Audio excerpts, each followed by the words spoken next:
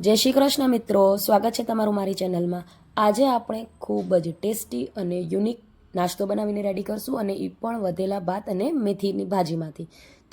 મેથીની ભાજીને આપણે સરસ એવી વીણીને અને પછી એકદમ આવી રીતે ઝીણી ઝીણી કટ કરી લેવાની છે। આ નાસ્તો ખૂબ જ ટેસ્ટી બને છે, હેલ્ધી તો છે જ, અને તમે બાળકોને લંચ બોક્સમાં પણ આપી શકો છો। તો અહીંયા મેથી આપણી કટ થઈ ગઈ છે, એને આપણે સરસ 2-3 વાર પાણીથી ધોઈ લઈશું। એક વાટકી આપણે અહીંયા વધેલા ભાત, એટલે કે બપોરના ભાત હોય તો તમે રાત્રે બનાવી શકો છો, અને રાતના હોય તો સવારે નાસ્તામાં પણ બનાવી શકો છો।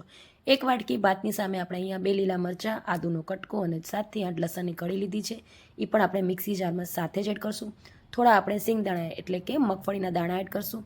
એક વાટકી ચણાનો લોટ એડ કરશું।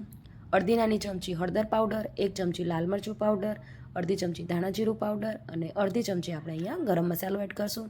સ્વાદ પ્રમાણે મીઠું એડ કરશું અને 1 ચમચી આપણે અહીંયા ખાંડ એડ કરવાની છે। ખાંડ ઓપ્શનલ છે, જો તમારે ન એડ કરવી હોય તો સ્કીપ કરી શકો છો। હવે અહીંયા આપણે 1 ગ્લાસ છાશ એડ કરશું। જો તમારે છાશ ન એડ કરવી હોય તો 1 વાટકી દહીં અને અડધો ગ્લાસ પાણી પણ એડ કરી શકો છો। 1 ગ્લાસ છાશ એડ કરવા પછી આપણે એને મિક્સીમાં પીસી લઈશું। તો કન્સિસ્ટન્સી તમે જોઈ શકો છો, આટલી ઘટ જ આપણે રાખવાની છે, બહુ લિક્વિડ આપણે નથી કરવાની।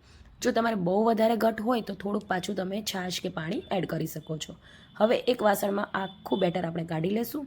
મિક્સી જારમાં થોડુંક પાણી કે પછી છાશ એડ કરીને એને વ્યવસ્થિત આપણે બધો બેટર કાઢી લેવાનું છે। આ માપથી તમે 5 થી 6 લોકો માટે આ નાસ્તો બનાવી શકો છો। ખૂબ જ હેલ્ધી છે અને બહુ જ ટેસ્ટી બને છે। તો અહીંયા બધો બેટર રેડી થઈ ગયું છે। હવે આપણે એમાં મેથીનો ભાજી એડ કરશું। તો અહીંયા મેથીને આપણે સરસ એવી 4 થી 5 વાર પાણીથી ધોઈ લીધી છે અને નીચવીને આપણે એડ કરશું, એટલે પાણીનો ભાગ ન રહે। સાથે આપણે એમાં એડ કરશું અડધી ચમચી અજમો। અજમાને આપણે આવી રીતે હાથથી મસળીને એડ કરવાની છે અને હવે સરસ એવી બધી વસ્તુને આપણે મિક્સ કરી લઈશું। મેથીના ઢોકળા કે વડા તો આપણે બનાવતા હોઈએ છીએ, પણ એકવાર આવી રીતે તમે મેથી અને ભાતની આ રેસીપી બનાવશો તો તમે બધી રેસીપી ભૂલી જશો, એટલી ટેસ્ટી બને છે। હવે સરસ આ મિક્સ થઈ ગયું છે, એમાં આપણે ચપટી જેટલી ખાવાનો સોડા એડ કરવાનું છે અને એને એક્ટિવ કરવા માટે આપણે અહીંયા અડધો લીંબુનો રસ એડ કરશું અને ફટાફટ આપણે એને મિક્સ કરી લેવાનું છે। તો ફટાફટ આપણે આવી રીતે મિક્સ કરશું, એટલે ફૂલીને આ તમે જોઈ શકો છો સરસ એવો ડબલ થઈ જશે। હવે એક ડીશ કે પછી મારી જેમ તમે આવી રીતે ડબ્બો લઈ શકો છો, એને આપણે તેલથી ગ્રીસ કરી લેવાનું છે। આપણે એને અહીંયા સ્ટીમ કરવાનું છે।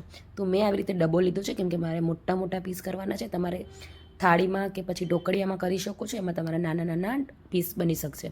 તો આવી રીતે આપણે બધો બેટર એમાં એડ કરી લઈશું અને પાણીને મેં પહેલાંથી ગરમ કરવા મૂકી દીધું હતું।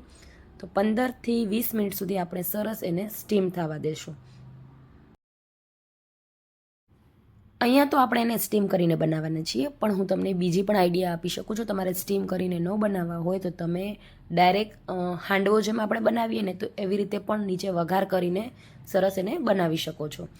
તો 15 મિનિટ થઈ ગઈ છે અને આપણે અહીંયા ચેક કરી લઈએ, તો અહીંયા થોડુંક એ કાચું છે, એટલે આપણે 10 મિનિટ માટે પાછું એને ઢાંકીને સ્ટીમ થવા દઈશું।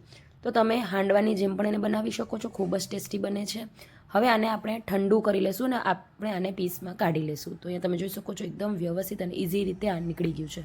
તો હવે આપણે એના સ્ક્વેરમાં પીસ કરી લઈશું। તો મારે એકદમ મોટા ચોરસ પીસ કરવા હતા, એટલે મેં એને ડબ્બામાં બનાવ્યા છે। તો આવી રીતે તમે આને આમ પણ ખાઈ શકો છો, લસણની ચટણી સાથે પણ સર્વ કરી શકો છો, પણ આપણે એને થોડોક ચટપટો ટેસ્ટ આપશું, એટલે થોડોક એનો વઘાર કરશું। તો તમે જોઈ શકો છો કેવા સરસ એકદમ મોટા ચોરસ પીસ થયા છે અને એકદમ સોફ્ટ આ નાસ્તો બનીને રેડી થયો છે। આમને આમ પણ તમે ખાઈ શકો છો, અને ઘરમાં જો પાર્ટી હોય ને તો આવી રીતે તમે પહેલાંથી બનાવી રાખો અને સર્વ કરવા ટાઈમે તમે આને વઘાર પણ કરી શકો છો। હવે વઘાર કરવા માટે આપણે એક પેનમાં 2 થી 3 ચમચી જેટલું તેલ લઈ લઈશું। તેલ ગરમ થાય એટલે આપણે એમાં અડધી ચમચી રાઈ અને 1 ચમચી સફેદ તલ એડ કરશું।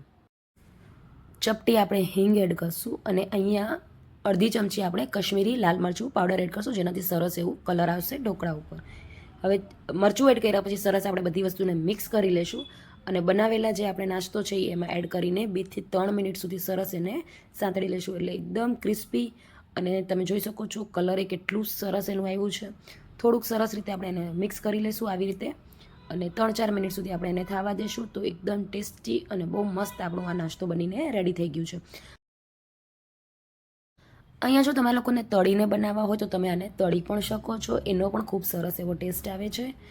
તો તમને મારી આ નવી રેસીપી કેવી લાગી મને કોમેન્ટ કરીને જરૂર જણાવજો. અને હા, વિડીયો ગમ્યો હોય તો વિડીયોને લાઇક અને શેર જરૂરથી કરી લેજો.